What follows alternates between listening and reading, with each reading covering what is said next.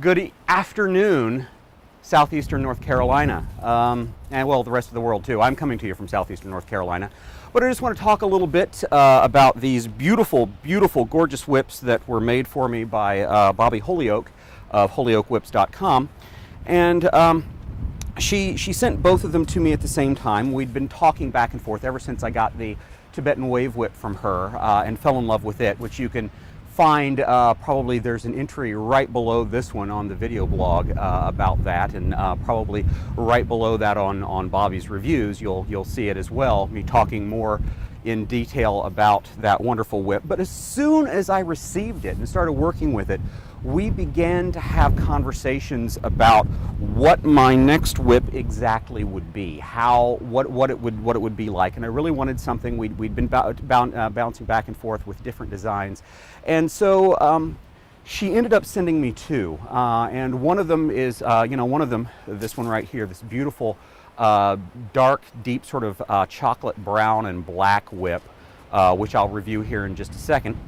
And this beautiful acid green and black bullwhip, which I'll review here in just a second as well. I'll do them separately.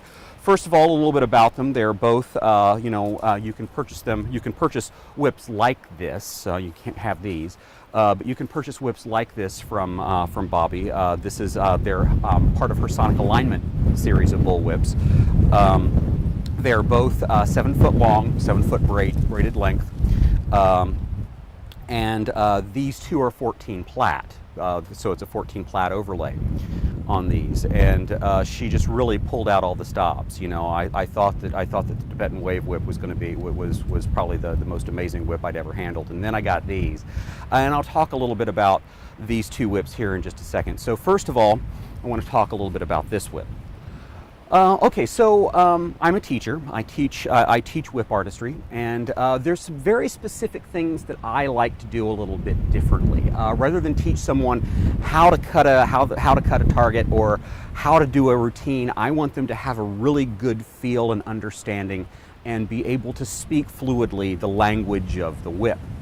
And so a whip that speaks well, a whip that feels very, very natural, is a very important thing to me. And I'm going to try and do some stuff, but it's kind of windy here because we're at the beach, and so that'll throw alignment off a little bit. But I'll try to give some demonstrations about what I'm talking about. But this whip was made pretty much for that. So I could work with this whip. I could put this whip into the hand of a student, and that student I'd be able to say, do you feel that? Do you feel that exact thing right there? That is what you're looking for, and that's what you need to focus on.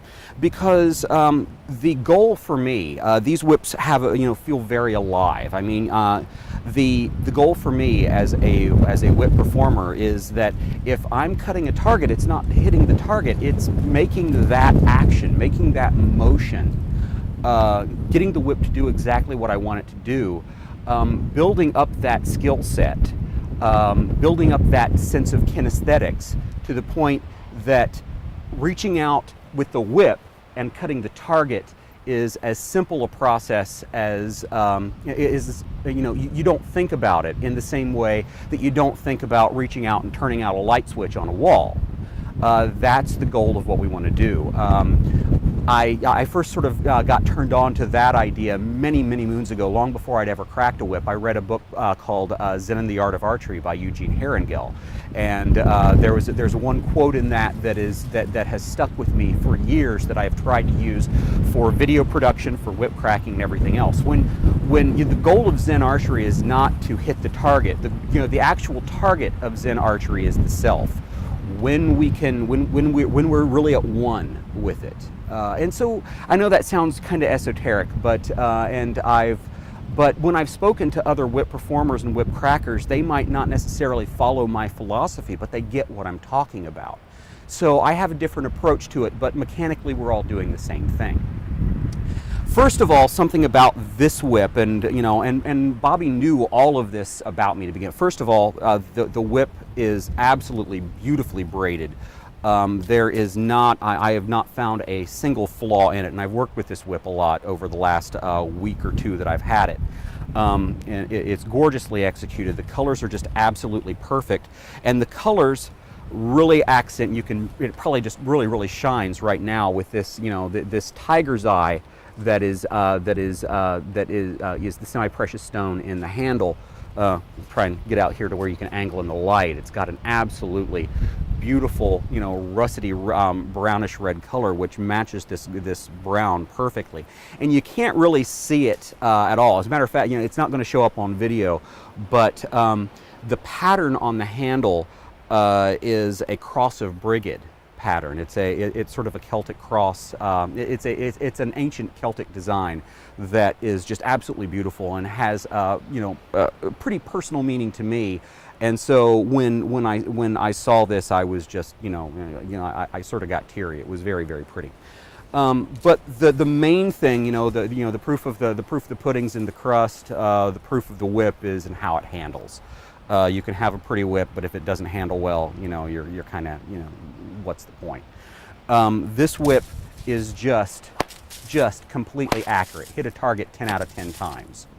It is straight as a pin. It cracks just effortlessly. Nothing about this whip is lacking in terms of its technical abilities of working. But what's really important is how this whip channels the energy and what kind of feedback I get in my fingers for when this whip cracks. Because as I said, the goal for me is that the act of cutting a target, hitting its mark, cutting something out of someone's mouth, or what have you, is that it should be as simple as turning out a light switch. And so what's really important for me is the feedback that the whip gives. And as a whip performer, as a whip cracker, we can talk a lot about feedback and what we're actually getting. And what I want, and what I was looking for, and what I talked to Bobby about was I wanted a whip where I could almost feel that popper, the tip of that whip, touching the target, cutting the target, to the point that that the feedback that I got in my index finger is not the same, but it's a similar sort of tactile response, to the point that if I was to go up to the target and actually cut it with my index finger. And this whip delivers that perfectly. The way that it's weighted, it's a little bit beefier than the other whip that I'm going to talk about here in a minute, but the way that it's weighted, the way that the weight is distributed through it, the way that the energy flows through it, I know exactly where that popper is at all times. And that's really important when you're talking about how that whip is going to crack and how that's going to handle when you're doing target cutting, when you're doing precision cracking, when you're doing multiple types of cracking with a whip. That's really important. So, Bobby, you really just knocked this out of the park. This is one of the finest whips I have ever handled. I would probably play with it a lot more often if I could get it out of my wife's hands. She loves cracking this whip. HolyokeWhips.com, absolutely great thing. She's going to knock it out of the park for you every time. It's kind of windy, but she makes a beautiful whip. I highly recommend her. She's one of the finest whip makers I've ever had I've ever had the privilege of calling a friend. And I know a lot of whip makers, and they're really cool people, but Bobby's one of my favorite people on the planet. But talk to her if you want to know how to use it. If you want to learn how to use it, and you happen to be down here in coastal North Carolina, drop me a line. Mach1whips.weebly.com. Give me a call. I'm available. Thank you much, and thank you, Bobby.